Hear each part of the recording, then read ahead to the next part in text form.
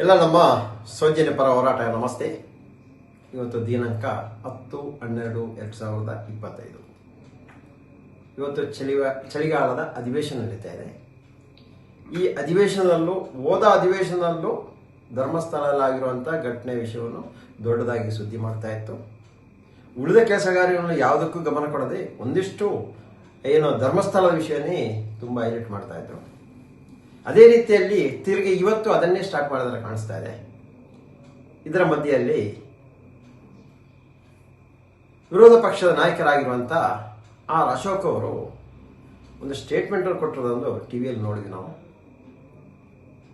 ಧರ್ಮಸ್ಥಳದಲ್ಲಿ ಏನಿವ ಒಂದು ಕಡೆಯಿಂದ ಆರೋಪ ಪಟ್ಟಿ ಸಲ್ಲಿಸಿದ್ದೀವಿ ಅಂತ ಹೇಳ್ತಾ ಇದ್ದಾರೆ, ಒಂದು ಪ್ರಾಥಮಿಕ ವರದಿ ಅಂತ ಹೇಳ್ತಾ ಇದ್ದಾರೆ. ಇದನ್ನು ಯಾವುದನ್ನು ತಿಳಿಯದೆ ಅಂತ ಗೊತ್ತಾಗ್ತಾ ಇಲ್ಲ.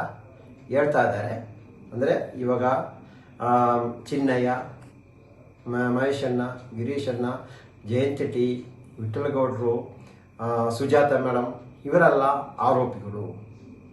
ಈ ರೀತಿಯಲ್ಲಿ ಮಾಧ್ಯಮದಲ್ಲಿ ಸುದ್ದಿ ಬರೋದನ್ನು ನೋಡಿ, ಇವರನ್ನು ಯಾವಾಗ ಬಂಧಿಸೋದನ್ನು ನೋಡಿ ಇವರು ಹೇಳ್ತಾ ಇದ್ದಾರೆ ನಗರ ನಕ್ಸಲೇಟ್ ಅಂತ ಒಂದು ಸುದ್ದಿ ಹೇಳ್ತಾ ಇದ್ದಾರೆ. ಒಂದು ಸ್ಟೇಟ್ಮೆಂಟ್ ಎಲ್ಲ ಕೊಡೋದನ್ನ ಕೇಳಿದ್ದೀನಿ. ನಾನು ಕೇಳ್ತಾ ಇರೋದು ಅಶೋಕ್ ಅವರೇ, ತಾವೊಬ್ಬರು ವಿರೋಧ ಪಕ್ಷದ ನಾಯಕರಾಗಿ ರಾಜ್ಯದಲ್ಲಿ ಬೇಜಾನ ಕೆಲಸ ಇದೆ, ಬೇಜಾನ ವಿಷಯಕ್ಕೆ ಮಾತಾಡ್ಬೋದು. ಇದೊಂದು ಕಡೆಯಿಂದ SIT ಅವರು ತನಿಖೆ ನಡೆಸ್ತಾ ಇದೆ, ಅದರ ಪ್ರಕಾರವಾಗಿ ತನಿಖೆ ನಡೀತಾ ಇದೆ.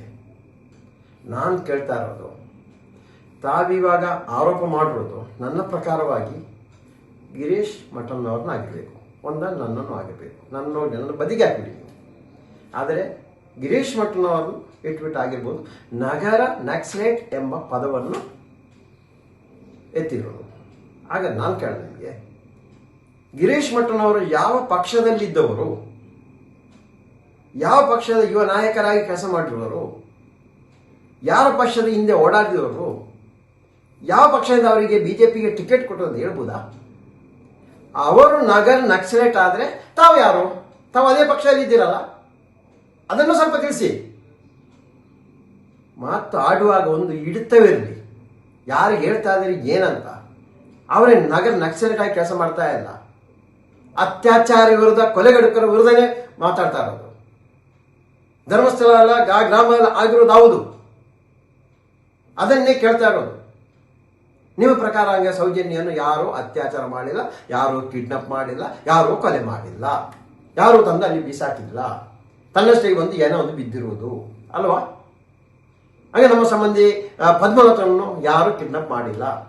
ಉಜಿರೆ ಕಾಲೇಜಿಂದ ಧರ್ಮಸ್ಥಳಕ್ಕೆ ಬಂದಿಳಿದು ಧರ್ಮಸ್ಥಳ ಬಸ್ ಸ್ಟ್ಯಾಂಡಿಂದ ಯಾರ ಕಾರು ಹತ್ತಿಲ್ಲ ಅಲ್ಲ, ಪ್ರಭಾವಿ ವ್ಯಕ್ತಿ ಅದರಲ್ಲಿ ಇರಲಿಲ್ಲ ಅಲ್ವಾ?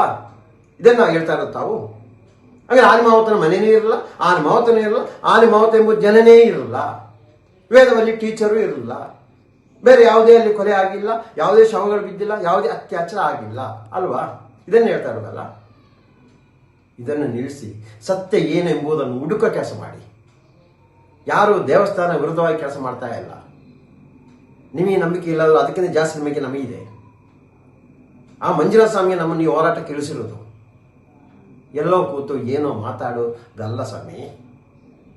ರಾಜ್ಯದ ಅಭಿವೃದ್ಧಿ ಆಗೋ ಕೆಲಸವನ್ನು ಮಾಡಿ, SIT ತಂಡಕ್ಕೆ ಒಂದು ಬಲವರ್ತನೆ ಮಾಡೋ ಕೆಲಸವನ್ನು ಮಾಡಿ, ಅದರಲ್ಲಿ ನಿಷ್ಠಾವಂತ ಅಧಿಕಾರ ಉಳಿಸಿ ಉಳಿದವರನ್ನು ಹೊರಗೆ ಕಳಿಸಿ, ಸತ್ಯ ಜನರಿಗೆ ತಿಳಿಸೋ ಕೆಲಸವನ್ನು ಮಾಡಬೇಕಂತ ಈ ಮೂಲಕ ನಾನು ವಿರೋಧ ಪಕ್ಷ ನಾಯಕರಾಗಿರುವಂಥ ಅಶೋಕ್ ಅವರಿಗೆ ಕೇಳ್ಕೊಳ್ತೀವಿ.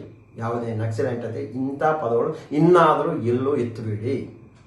ಅವರು ನಕ್ಸಲೇಟ್ ಆದರೆ ತಾವು ಅದೇ ಅಂತ ಹೇಳ್ಬೋದು, ತಮ್ಮ ಪಕ್ಷದಲ್ಲಿ ಇದ್ದವರು. ಅದಕ್ಕೋಸ್ಕರ ನಾನು ಇದನ್ನು ಹೇಳ್ತಾ ಇದ್ದೀವಿ. ನನ್ನ ಪ್ರಕಾರವಾಗಿ ಈ ರಾಜ್ಯವನ್ನು ಲೂಟಿ ಹೊಡಿತಾರಲ್ಲ, ಅವರೇ ಅಂತ ಅನ್ನಿಸ್ತಾರೆ ದೊಡ್ಡ ನಕ್ಸಲೇಟ್, ಲೂಟಿಕೋರರು ಅಲ್ವಾ? ಅದನ್ನೆಲ್ಲ ನಿಲ್ಲಿಸಿ ಅಂತ ಈ ಮೂಲಕ